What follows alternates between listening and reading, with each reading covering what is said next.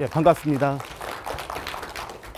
미래 세대의 지속 가능한 그 발전을 보장하기 위해서 제 나름대로 이렇게 이해 확산 운동을 하고 있습니다. 그런 측면에서 오늘 제 발표를 들어주시면 될 것 같습니다. 오늘 제가 그 두 번째 그 발표 주제는 신재생 에너지와 ESG입니다. 먼저 지속 가능성이란 그 사전적 의미는 이렇습니다. 연속적인 발전을 이어가는 것. 그러면은 지속 가능한 발전은 대체 무엇이냐? 말씀을 드리면 미래 세대가 우리는 이제 현재 세대죠. 미래 세대가 그들의 필요를 충족할 수 있는 능력을 저해하지 않으면서 현재 세대의 필요를 충족하는 발전. 즉 현재 세대의 필요를 충족하면서 미래 세대가 사용할 수 있는 그러한 필요 충족 조건을 갖다가 물려줘야 된다라는 개념으로 이해하시면 될 것 같습니다. 그러면은 ESG가 뭔지에 대해서 말씀을 드리겠습니다. ESG는 기업의 비재무적 요소인 환경, 사회, 지배구조의 영어 그 앞 이니셜 문자를 따서 ESG 경영이다 이렇게 명명하고 있습니다. 이 ESG 경영을 우리말로 순화시켜서 그 표현을 하면은 환경, 사회, 투명 경영이다 이렇게 말씀을 드릴 수가 있습니다. 그래서 기업을 경영할 때 환경적 책임, 사회적 책임을 다하는 그러한 경영을 해야 된다. 그러면서 기존의 어떤 윤리 경영을 넘어선 투명 경영을 해야 된다. 그래야지 우리 미래 세대의 지속 가능한 그 발전을 담보할 수 있다. 이런 그 개념으로 이해하시면 될 것 같습니다. 그럼 ESG를 좀 더 구체적으로 설명을 드리겠습니다. 또 기업들이 요즘 아리백 선언을 지금 하고 있습니다. 전 세계 여러 가지 그 유명 그 기업들이 다 이걸 선언하고 있죠. 이 아리백의 뜻은 이 아리라는 게 신재생 에너지라는 뜻입니다. 기업이 자기 기업을 경영하는 데 있어서 신재생 에너지를 100% 사용하겠다. 화석 에너지로 뭐 석탄이나 석유로 만들어진 전기 에너지를 사용하지 않고 오로지 태양광 발전 같은 그런 신재생 에너지로 만들어진 전기를 사용하겠다라고 선언한 게 바로 아리백 선언입니다. 또 우리 뭐 국민들이나 국가 차원에서 신재생 에너지를 사용하는 게 다 환경적 책임에 들어갑니다. 또 자원을 절약하고 재활용을 촉진하고 뭐 농업에 있어서는 스마트팜 경영을 하고 그다음에 청정기술 개발 및 활용 이런 것들이 다 환경적 책임 영역이다라고 이해를 하시면 될 것 같습니다. 다음은 이제 SE 영역, 사회적 책임 영역에 대해서 말씀을 드리겠습니다. 사회적 책임 영역에는 기업이 사회적 약자를 보호하는 경영을 해야 된다. 또 고용 평등을 준수하고 또 노동 환경을 개선하는 등 이러한 활동들을 다 사회적 책임 영역이다. 이렇게 말씀을 드릴 수가 있겠습니다. 다음은 G 영역, 투명 경영 영역에 대해서 말씀을 드리겠습니다. 기업이 기업을 경영할 때 법과 윤리를 준수하고 부정부패를 방지하는 시스템을 갖추고 이런 활동들이 다 투명 경영 영역이다. 이렇게 이해를 하시면 될 것 같습니다. 다음은 ESG 경영의 목적에 대해서 말씀을 드리겠습니다. 환경적 가치, 사회적 가치, 투명 경영을 추구하여 기업의 잠재적 불확실성을 사전에 미연에 관리하고 기업뿐만 아니라 우리 사회의 지속 가능한 발전을 보장하는 것이 ESG 경영의 목적이다. 이렇게 이해를 하시면 될 것 같습니다. 더 나아가 지구의 지속 가능한 발전을 보장하기 위한 것이 ESG 경영이다. 이렇게 이해를 하시면 될 것 같습니다. 그러면 ESG가 왜 필요한지 그 필요성에 대해서 설명을 드리겠습니다. 현재 세대, 즉 우리를 얘기하는 거죠. 현재 세대는 뭐 환경오염, 기후변화, 기후위기 등에 대한 환경적 책임, 그리고 불평등, 불공정 등 사회 문제에 대한 기업의 사회적 책임, 뭐 CSR이라고도 합니다. 또 건전하고 투명한 사회 구성을 위한 투명 경영 책임, 이러한 책임 등을 다해야 할 의무가 있기 때문에 ESG 실천이 반드시 필요하다라고 말씀을 드릴 수가 있습니다. 잘 아시겠지만 세계 2대 자산 운용사인 블랙록과 랭가드란 그러한 회사 기업이 있습니다. 요 두 기업이 ESG 경영을 실천하지 않는 기업에 투자 않기로 발표하면서 타 자산 운용사 및 투자자로 이렇게 확대 추세에 있습니다. 따라서 기업 입장에서는 ESG 경영 도입이 불가피하다, 즉 선택이 아닌 필수 사항이다라고 이해를 하시면 될 것 같습니다. 다음은 이제 ESG 경영에 대한 어떤 세부적인 내용을 좀 더 이해하기 쉽게 이제 설명을 드리겠습니다. 환경 영역, 이 영역에는 환경적 책임이라고 아까 제가 말씀을 드렸는데요. 요즘 여러분들 방송을 보시면 아시겠지만 기후에 대한 인식의 어떤 강도가 계속 세지고 있습니다. 변하고 있습니다. 처음에는 기후변화, 지금 우리가 이런 화석 에너지를 사용하면서 온실 효과에 의해서 기후가 변하고 있다, 그런 정도 느끼다가 기후 위기, 이게 위기로 다가온 거죠. 이런 기후 변화가 우리 인류의 어떤 생존에 위기의식을 갖게 하는 그런 단계까지 이르게 됐고, 또 여기서 더 강화돼서 기후 재난, 이런 용어들이 지금 사용되고 있고요. 그 다음에 기후 재앙, 이제 재앙 수준에까지 이르고 있다, 이런 뜻인 겁니다. 그래서 당장 우리가 탄소를 줄이는 그런 행동을 실천하지 않으면 조만간에 우리 지구는, 우리 인류가 더 이상 살 수 없는 그러한 환경에 이를 것이다 라는 게 전문가들의 예측입니다. 그래서 이러한 기후 변화에 대한 대책으로 전 세계 120여 개국이 2050년까지 탄소 중립을 달성하겠다라고 지금 선언을 하고 있습니다. 우리나라도 이미 선언을 했습니다. 또 많은 환경 전문가들은 22세기에는 곤충이 사라질 수 있다고 예측을 하고 있습니다. 그래서 이러한 기후변화는 꿀벌 같은 그런 곤충을 멸종시키고, 그 다음에 동물 멸종, 최종적으로 인간 멸종까지 이르게 할 수 있다, 이렇게 이제 예측을 하고 있습니다. 즉, 지구상 모든 생명체가 기후변화에 의해서 사라질 수 있다라고 예측을 하고 있습니다. 지금 생각보다 상당히 심각하게 지금 전문가들은 받아들이고 있습니다. 자, 환경 인식에 대한 강도도 계속 이제 변화하고 있죠. 옛날에는 그냥 환경 이런 단어를 많이 사용을 했습니다. 그러다가 친환경이란 단어가 사용되기 시작했고, 요즘은 이제 친환경도 모자라서 필환경으로 이게 이제 사회가 바뀌고 있습니다. 그래서 이러한 여러 가지 기후 위기 속에서도 또 우리가 또 기회를 찾자라는 이러한 활동들이 요즘 계속 이제 활발하게 일어나고 있습니다. 예를 들어 보면 이런 겁니다. 요즘을 갖다 우리가 이제 4차 산업혁명 시대라고 하거든요. 4차 산업혁명과 연계한 기후 테크, 기후 기술이죠. 또 기후 비즈니스, 기후 사업, 기후 산업이라는 뜻을 갖고 있습니다. 이런 새로운 사업 영역이 부상하고 있다. 그래서 이런 데서 기회를 찾자, 이런 얘기인 거죠. 그래서 위기를 기회로. 그래서 이러한 기후 테크는 요즘 이제 우리가 ICT라고 하는데, 이게 이제 첨단 정보 통신 기술을 의미합니다. 또 IoT, 사물 인터넷을 의미하죠. 이러한 기술들을 융합한 무공해 청정 기술을 개발하는 이런 행동들이 다 기후 테크, 기후 산업에 포함이 되고 있습니다. 그래서 이렇게 함으로써 새로운 일자리를 창출하고 경제를 활성화시키자라는 그런 움직임을 말하고 있습니다. 그래서 기후 위기는 산업 전반과 경제 전반에 영향을 미치고 있다, 이렇게 이해하시면 될 것 같습니다.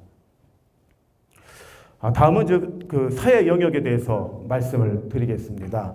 사회 영역, 즉 사회적 책임이죠. 기업의 사회적 책임. 그래서 이 ESG가 이제 기업에서 우리 사회 단체 또 우리 가정 국가까지 그래서 이제 ESG 경영의 개념이 확산되고 있습니다. 그러한 측면에서 제가 이제 우리 도민들 대상으로 ESG에 대한 어떤 이해 확산 활동을 하고 있는 것입니다.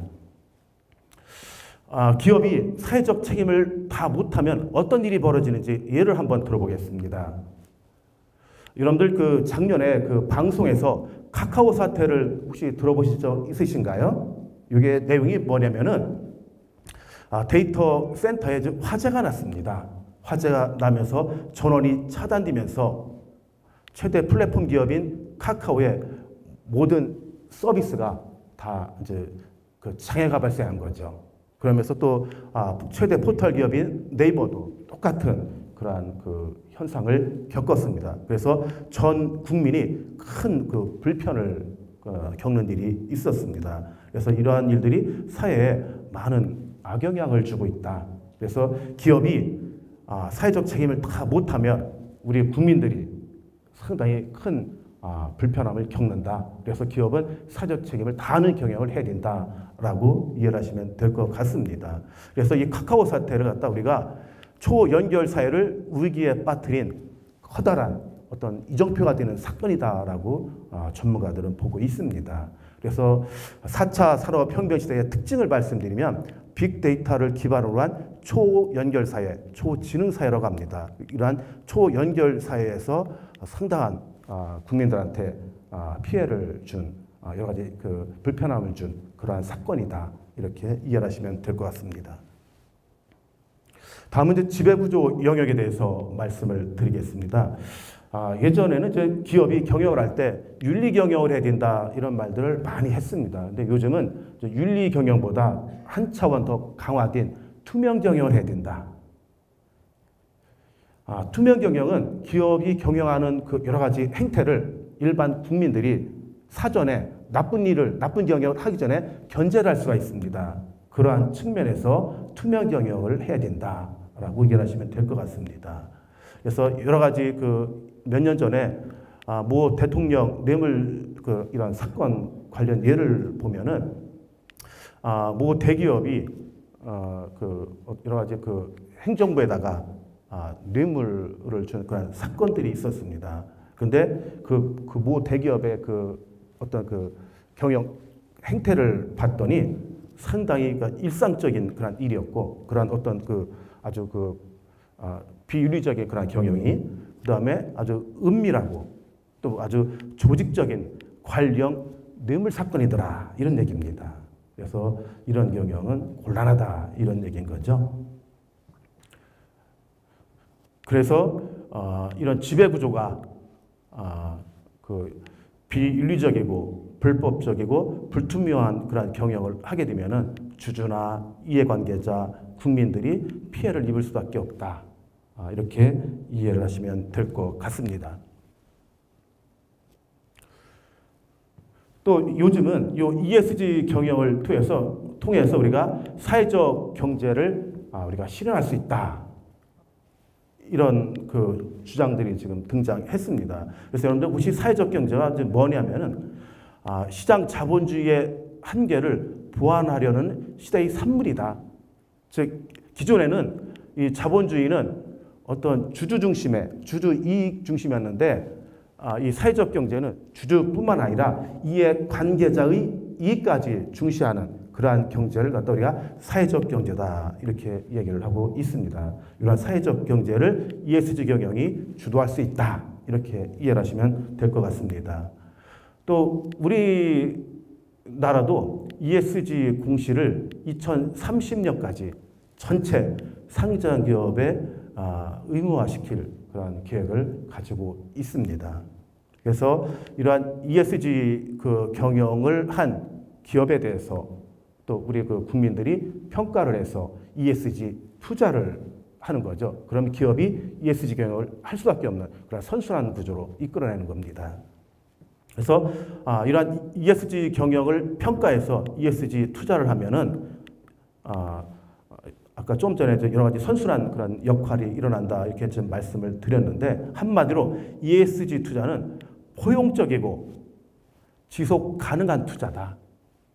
그러면서 기후 위기 대응을 뒷받침하기 위한 새로운 패러다임이다. 이렇게 이해를 하시면 될 것 같습니다.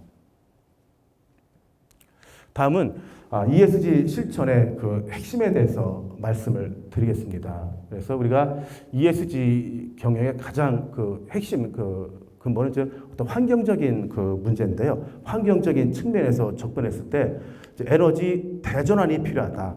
우리가 에너지 이런 화석 에너지를 사용하면서 거의 탄소 발생의 거의 뭐 7, 80%를 갖다 뭐 발생시키고 있다. 이렇게 이제 전문가들은 얘기를 하고 있습니다. 그래서 화석 에너지 중심에서 신재생 에너지 중심으로 전환하는 것을 갖다 우리가 에너지 대전환. 또 우리 정부가 이런 에너지 대전환을 위해서 그린 뉴딜 정책을 시행하고 있습니다. 이 그린 뉴딜 정책은 아까 화석 에너지 중심에서 신재생 에너지 중심으로 전환하면서 고용과 투자를 늘리는 정책입니다. 나중에 뒤에서 이제 다시 말씀을 드리겠습니다. 그래서 에너지 대전환을 위해서는 이제 신재생 에너지로 바뀌어야 되는데 신재생 에너지의 대표적인 것은 태양광 발전, 풍력 발전, 그다음에 연료전지 발전, 수소 에너지 이렇게 대표적인 요 에너지원이 요 네 가지로 이렇게 압축해서 말씀을 드릴 수가 있습니다. 뭐 태양광 발전은 뭐 여러분들이 많이 이제 보고 계시죠? 그 말 그대로 요 태양전지판에 요 태양전지판이 빛을 받으면 그 태양전지판 내부에서 플러스와 마이너스의 직류전기가 만들어집니다. 그 직류전기를 인버터라는 전력 변환 장치를 이용해서 교류로 변환해서 우리 가정에 이렇게 공급을 해주는 그러한 그 장치죠. 또 풍력 발전 말 그대로 이제 바람의 힘을 이용해서 발전기를 돌려서 전기를 생산하는 그런 발전을 우리가 풍력 발전이다 이렇게 얘기를 하고 있습니다. 이 풍력 발전은 이제 상당히 우리가 그 주택가에는 설치하기가 어렵다는 그런 단점이 있습니다. 이 뭐라죠? 이 풍차, 이 날개가 돌아갈 때 소음이 상당히 큰 편입니다. 그래서 우리 주거용으로서는 적합하지 않다. 이런 그 한계가 있고요. 또 이 바람이라는 게 나중에 뒤에서 이제 다시 한번 말씀드리겠습니다. 또 요즘 우리가 이제 주목하고 있는 게 이 수소 에너지입니다. 이 수소 에너지는 연소시에 석유의 3배 많은 그런 발열량을 갖고 있습니다. 그래서 그러면 연소를 근데 발열량이 3배이면서도 전혀 거의 뭐 탄소 배출이 없는 에너지가 수소 에너지라고 그렇게 이해를 하시면 될 것 같습니다. 그래서 앞으로 이런 식으로 에너지가 전환돼야 된다. 그래서 이런 에너지 대전환 관련 그 정책으로 아리백 선언이 있습니다. 이건 기업들이 자발적으로 그 신재생 에너지를 100% 사용하겠다라고 선언하는 그런 그 정책입니다. 또 ESG 그 실천의 핵심으로 두 번째 자원 순환 경제를 실현하는 것입니다. 그래서 여기에는 뭐 리사이클링, 우리말로 재활용이죠. 뭐 유리병이나 페트병을 재활용하는 거. 또 업사이클링, 우리말로 하면 재활용이라는 뜻입니다. 이거는 말 그대로 저 폐현수막을 시장 바구니로 이렇게 만들어 재사용하는 것을 갖다 우리가 재활용이다 그럽니다. 즉 새로운 디자인이나 새로운 가치를 부여해서 새로운 이렇게 물건을 만들어내는 것을 갖다 우리가 재활용이다 이렇게 얘기를 하고 있습니다. 요즘은 이게 좀 더 강화돼서 프리사이클링이라는 말이 생겼습니다. 그래서 프리는 영어의 밀이라는 뜻을 갖고 있고요. 그다음에 요 리사이클링, 이 사이클링은 리사이클링의 약자이거든요. 그래서 재활용, 그래서 미리 재활용. 이게 이제 뭔 뜻이냐면은 물건을 구매하기 전부터 미리 환경을 생각해 쓰레기를 최대한 줄이려고 노력하는 소비. 이걸 갖다 우리가 프리사이클링이다. 예를 들면 뭐 일회용품 뭐 거절하기 또는 뭐 줄이기 운동 이런 것들이 다 프리사이클링이다라고 이해하시면 될 것 같습니다. 자, 지금 제가 계속 이제 ESG 경영에 대해서 설명을 하고 있는데요. 이 ESG 경영이 왜 반드시 해야 되는지 그 근거를 삼기 위해서 유럽연합의 탄소 중립 실천 단계별 계획에 대해서 한번 말씀을 드리겠습니다. 유럽연합은 EU는 1단계로 올해죠. 2023년부터 전기, 시멘트, 비료, 철강, 알루미늄 등 탄소 배출이 많은 이 5대 품목에 대해서 탄소 국경세를 시범 시행하겠다고 이미 선언을 했습니다. 그 다음에 2단계로 2025년에는 전 품목에 대해서 EU로 들어오는 전체 그 수입 품목에 대해서 탄소 국경세를 확대 시행하겠다라고 이미 선언을 했습니다. 또 3단계로 2030년 온실가스 배출량을 2018년 대비 55%로 감축 달성하겠다 이렇게 선언을 했고요. 4단계 여기를 아마 주목하셔야 될 것 같습니다. 2035년 얼마 남지 않았죠? 2035년에 EU에서 운행되고 있는 모든 자동차, 이런 내연 기관차의 운행을 전면 중단하겠다고 선언을 했습니다. 그리고 5단계로 2050년에 탄소 중립을 실현하겠다. 그래서 제가 이러한 그 단계별 계획을 말씀드리는 이유는 결국 우리도 가야 할 길이기 때문에 말씀을 드렸습니다. 그래서 앞으로 우리 사회도 이러한 방향으로 흘러갈 수밖에 없다라고 이해를 하시면 될 것 같습니다.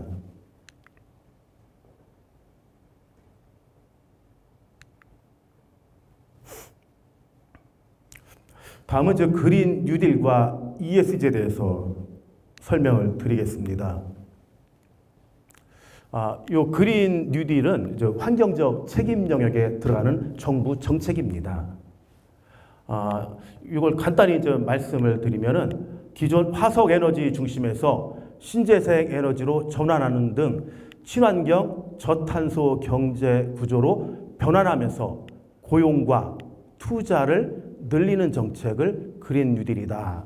이렇게 말씀을 드릴 수가 있습니다. 그래서 환경과 사람이 중심이 되는 지속 가능한 발전을 이루기 위한 그런 정책이다라고 이해를 하시면 될 것 같습니다. 그래서 이러한 그린 뉴딜의 시행은 넓은 의미에서 기업뿐만 아니라 국가의 사회적 책임, 또 지속 가능한 발전, 가치 창출 등을 추구하는 ESG 경영의 한 부분이라고 이렇게 말씀을 드릴 수가 있다. 이런 얘기죠. 그래서 우리 정부의 2050년 탄소 중립 사회 실현 목표를 달성하는 데는 매우 아주 유용한 그런 정책이다라고 저는 그렇게 생각하고 있습니다. 그래서 우리가 탄소 중립을 달성하기 위해서 우리 도민들이, 우리 시민들이 실천해야 될 이런 내용들을 이렇게 한번 말씀을 드리면, 건물의 냉난방 효율을 최대한 높이고 고효율 전자기기를 사용하고, 또 에너지 소비는 최대한 줄여주고, 또 에너지 공급은 화석연료 중심에서 신재생 에너지로 전환해야지 우리가 탄소 중립을 2050년에 달성할 수 있다. 이렇게 이해를 하시면 될 것 같습니다. 다음은 오늘의 주제인 신재생 에너지와 ESG에 대해서 말씀을 드리겠습니다. 이 신재생 에너지는 환경적 책임 영역입니다. 우리나라는 8개 분야의 재생 에너지와 3개 분야의 신에너지를 갖다 지정하고 있습니다. 그래서 이 2개를 합쳐서 우리가 신재생 에너지다 이렇게 명명을 하고 있습니다. 재생 에너지는 태양 에너지, 태양광 발전, 바이오 에너지, 풍력 에너지, 수력 에너지, 지열, 해양 에너지, 폐기물 에너지를 다 우리가 재생 에너지다 이렇게 명명을 하고 있고요. 그 다음에 연료전지, 석탄, 액화, 가스화 에너지, 그 다음에 수소 에너지를 신에너지다 이렇게 명명을 하고 있습니다.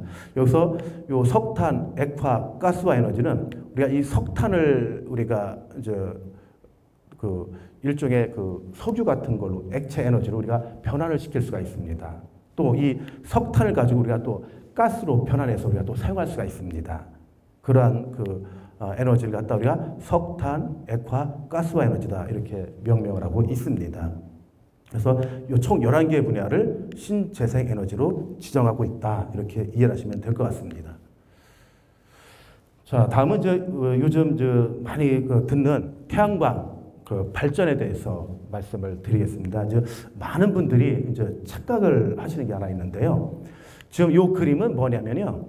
우리가 태양 에너지를 가지고 지별판에 조사를 해서 물을 덮여서 이 덮여진 물을 가지고 물이 덮여지면 수증기가 발생하죠. 그 수증기를 갖고 증기 터빈을 돌려서 전기를 만드는 그러한 발전을 갖다가 태양광 발전이 아니고 태양열 발전이다. 이렇게 얘기를 하고 있습니다. 이건 이제 태양열 발전입니다.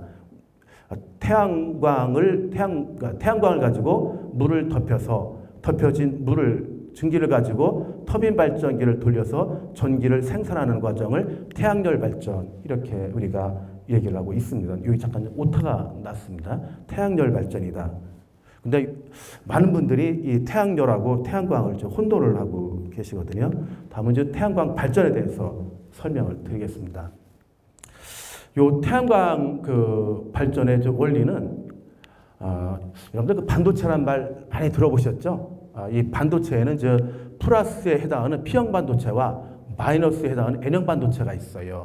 두 반도체를 접합을 시킨 다음에 한쪽에는 마이너스 전구, 한쪽에는 이렇게 플러스 전구를 붙인 다음에 이 반도체에다가 태양광, 빛을 조사하면 이 반도체 내부에서 한쪽에는 마이너스 전기, 한쪽에는 플러스의 이러한 직류전기가 만들어집니다.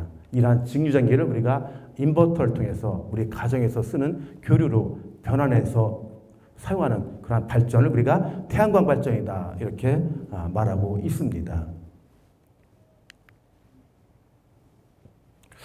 이러한 태양광 발전에 또 여러 가지 형태가 있습니다. 이제 독립형 태양광 발전인데요. 이건 제가 한 25년 전쯤이죠. 그때 꿈꿨던 그런 모델인데, 이게 이제 태양 전지판입니다. 태양 전지판에서 만들어진 직류 전기를 일부는 배터리에 저장을 시켜놓고 또 일부는 직접 우리 가정에서 쓰는 교류로 인버터를 통해서 교류로 바꿔서 우리 가정에서 쓰는 이러한 전기 제품으로 전기를 공급하는 이러한 시스템을 갖다 우리가 독립형이다 이렇게 얘기를 하고 있습니다. 그래서 이거는 여러 가지 도서 벽지, 이런 격오지, 고산지대, 섬 이런 데서 사용할 수 있는 태양광 발전 시스템을 말하고 있습니다. 다음은 계통 연계형인데 요즘 여러분들이 가장 많이 보는 형태가 바로 이런 형태입니다. 그래서 요 태양광, 태양 전지에서 만들어진 전기를 바로 우리 가정에서 쓸 수 있는 교류로 바꿔서 한전 계통에다가 직접 팔기도 하고 또 우리 가정 내부로 공급해서 우리 가정에서 사용하기도 하는 그러한 시스템을 갖다 우리가 계통 연계형이다 이렇게 얘기를 하고 있습니다. 그래서 요즘 대부분이 이런 형태의 태양광 발전이다라고 이해를 하시면 될 것 같습니다. 이게 이제 하이브리드형 태양광 발전인데요. 그러니까 태양 전지뿐만 아니라 풍력 발전기 이런 것들을 같이 이제 병렬 운전하는 겁니다.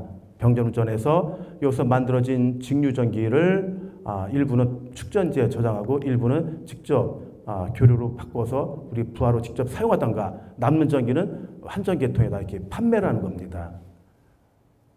그러다 만약에 이제 밤이 돼서 더 이상 태양광 발전을 할 수 없을 때는 축전지에 저장돼 있던 전기 에너지를 뽑아서 다시 우리가 가정으로 이렇게 공급하는 그런 시스템을 갖다 우리가 하이브리드형이다 이렇게 좀 얘기를 하고 있습니다. 그래서 요 태양광 발전의 장점과 단점에 대해서 앞으로 우리가 이제 신재생 에너지를 계속 확대 보급을 해야 되는데 일단 장점과 단점이 뭔지 아마 인식을 좀 하셔야 될 것 같습니다. 그래서 간단히 좀 설명을 드리겠습니다. 그래서 이 태양광 발전은 한마디로 탄소 배출이 거의 없는 친환경 무한 에너지원이다. 그러면서 전혀 소음이 없고 오염이 없는 그러한 에너지원이라고 이해하시면 될 것 같습니다. 그러면서 수명이 20년에서 25년, 그래서 발전 수명이 상당히 길죠. 그래서 이거 갖다 우리가 반영구적이다 이렇게 우리가 얘기를 하고 있습니다. 그리고 유지 보수가 상당히 쉽고 또 어떤 필요에 따라서 발전량을 또 우리가 더 늘릴 수도 있고 줄일 수도 있고 뭐 이게 자유롭다 이런 장점을 가지고 있습니다. 근데 이제 단점으로 설치 공간에 제한이 있다. 이제 대규모 면적이 필요하다. 이런 단점이 있고 그다음에 계절과 날씨에 영향을 받는 단점이 있습니다. 또 지역별로 다 일사량이 다 다릅니다. 그래서 일사량 의존도가 상당히 높다. 지금 현재 이 태양광 발전이 더 빠르게 급속도로 지금 확산이 안 되고 있는 이유가 있습니다. 태양광 발전의 가장 핵심이 태양 전지거든요. 태양 전지판인데 현재 이 태양 전지판의 발전 효율이 20% 내밖에 안 됩니다. 만약에 연구를 해서 이 태양 전지판의 발전 효율을 40% 이상으로 높일 수만 있다라면은 이 태양광 발전이 아마 급속도로 아마 확산이 될 겁니다. 그래서 저는 이 태양 전지의 효율이 만약에 40%가 달성되면은 거의 뭐 에너지 혁명 수준에 도달하는 그러한 어떤 현상이 나타날 거라고 저는 예상을 하고 있습니다. 그래서 지금 각 나라마다, 각 기업마다 태양 전지의 효율을 높이기 위해서 엄청나게 치열한 연구를 하고 있다는 것을 말씀을 드리겠습니다. 다음은 이제 풍력 발전 시스템인데요. 뭐 잘 아실 겁니다. 이게 이제 풍차죠. 날개. 이 날개가 바람의 힘에 의해서 돌아가면 축으로 발전기가 연결되어 있어서 이 발전기가 전기를 발생시키고 이 발생된 전기를 승합을 시켜서 전압을 높여서 한전기에 통해 이렇게 연결해주는 이러한 시스템을 갖다 우리가 풍력 발전 시스템이다 이렇게 얘기를 하고 있습니다. 그래서 요즘은 이 풍력 발전도 많은 기술적 연구를 하고 있습니다. 그래서 그런 상황만 일단 말씀을 드리고요. 그래서 이러한 풍력 발전의 장점과 단점에 대해서 일단 설명을 드리겠습니다. 일단 장점은 물론 대규모 장비죠. 상당히 장비 규모가 커요. 그렇지만 발전 단가가 낮은 편이라고 합니다. 그리고 현재 상용화가 가능한 그런 에너지 발전 기술이다. 그리고 친환경적 에너지다. 근데 또 일부 여러 가지 자연 환경 운동가들께서는 자연을 훼손한다 해서 여러 가지 좀 문제 제기를 하고 있습니다. 그렇지만 자연 훼손을 최소화시키면서 이 에너지도 계속 우리가 좀 주목해야 될 것 같습니다. 대기오염도 최소화시키고 단점으로는 이 바람은 매일 부는 것이 아니면 일정하지 않다. 그래서 공급이 불안정한 그런 에너지원이라는 그런 단점을 갖고 있습니다. 그리고 또 환경, 대규모로 이렇게 설치할 때는 환경 미관을 해친다라는 이러한 비판들이 있습니다. 다음은 연료전지 발전인데요. 요게 가격만 낮출 수 있다면 당장 가정용으로 많이 보급될 수 있는데 여러 가지 가격적인 측면에서 아직 고가이다 보니까 보급의 한계를 느끼고 있습니다. 그래서 지금 시범 운영을 지금 일부 하고 있습니다. 이 연료전지가 뭐냐 하면 일종의 화학전지인데요. 마이너스에 해당하는 음극과 플러스에 해당하는 양극이 있습니다. 요 극 사이에 전해질을 삽입해 놓고 음극 쪽에 수소가스를 주입해주고 이 양극 쪽에는 공기 중에 산소를 주입해주면 요 내부에서 전기 화학 반응이 일어나서 한쪽에는 플러스 전기, 한쪽에는 이렇게 마이너스의 전기가 만들어지는 게 바로 연료전지입니다.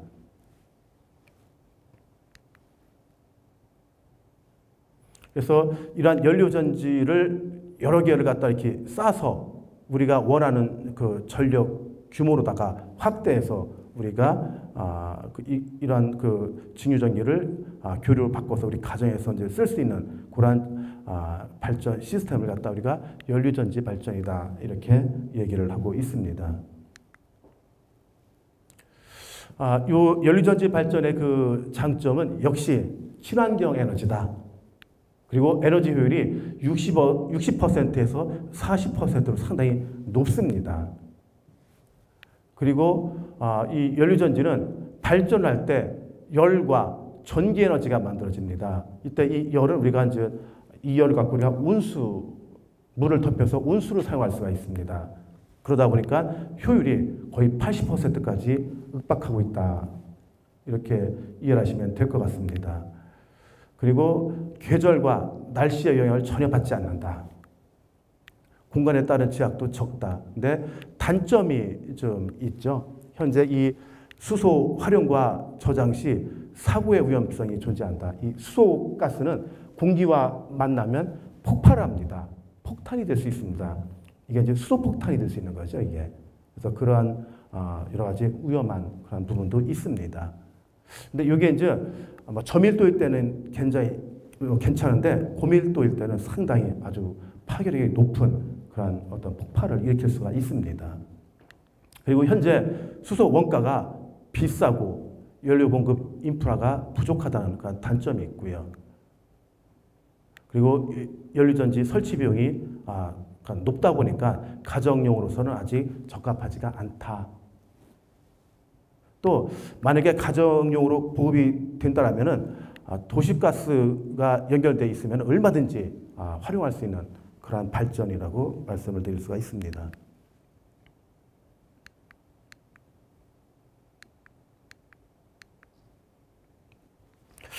요 수소 에너지에 대해서 이제 좀 더 설명을 드리겠습니다. 요 그림을 보시면 이게 이제 태양광 발전을 의미하고요. 풍력 발전, 수력 발전 이와 같이 친환경적으로 만들어진 에너지를 가지고 물을 전기 분해하면 수소가스와 산소가 만들어집니다. 이때 이 수소가스를 채집해서 이 수소가스를 우리가 이제 채집해서 그 수소차에 이제 충전해서 수소차를 갖다가 운행을 할 수 있고 또 이 수소가스를 연료전지에 주입해서 전기를 만들어서 우리가 사용할 수 있고 또 이때 연료전지는 전기도 만들어지지만 또 열도 발생합니다. 그 열을 갖고 물을 덮여서 온수로 활용할 수 있다라는 그런 개념을 지금 보여주고 있습니다. 또 이 수소가스를 갖다 이런 탱크에 압축 저장을 해서 운반해서 우리가 필요한 곳에 사용할 수 있다 이런 개념이고요. 또 이 수소가스를 이용해서 농작물에서 필요한 비료로도 활용할 수 있다 이런 개념입니다. 그래서 지금 현재 전 세계가 태양광, 풍력 말고 가장 주목하는 그 에너지가 바로 수소 에너지입니다. 우리나라도 지금 여기에 엄청나게 지금 투자를 하고 있습니다. 이 수소 에너지는 미래 우리나라가 탄소 중립을 실현하는데 반드시 필요한 그 에너지 요소다 이렇게 말씀을 드릴 수가 있습니다. 그래서 국가 산업 발전 및 국민 삶의 질 개선에도 다음의 세 가지 측면에서 상당히 많은 역할을 할 것으로 예상을 하고 있습니다. 그래서 첫 번째가 뭐냐면은 일단 우리나라는 앞선 수소 기술을 바탕으로 빠르게 성장하는 글로벌 수소 경제 시장을 우리가 선도할 수 있다. 우리나라가 현재 이 수소 기술이 다른 나라에 비해서 상당히 기술적으로 앞서 있습니다. 지금 현재 중국이 엄청 격하게 지금 추격을 해오고 있지만 아직까지는 우리가 이제 앞서 있다라고 이렇게 보고 있습니다. 또 수소 에너지는 우리나라의 발전, 수송, 산업 및 건물을 비롯한 다양한 분야의 탈탄소화에 막대한 기여를 할 수 있다. 그래서 이 수소 에너지는 아까 탄소 배출이 거의 없다라고 제가 말씀을 드렸잖아요. 그래서 이 수소 에너지가 우리나라의 탄소 중립 사회의 실현을 앞당기는데 상당한 역할을 할 수 있는 에너지라고 이렇게 전문가들은 이야기를 하고 있습니다. 또 이 수소 에너지 활성화는 에너지 자원의 다각화 측면에서 국가 에너지 안보를 향상시킬 수 있다는 이런 큰 장점을 가지고 있습니다. 그래서 지금까지 제가 이제 신재생 에너지에 대해서 말씀을 드렸는데요. 첫 번째가 태양광 발전, 두 번째가 풍력 발전, 세 번째가 연료전지 발전, 네 번째가 수소 에너지입니다.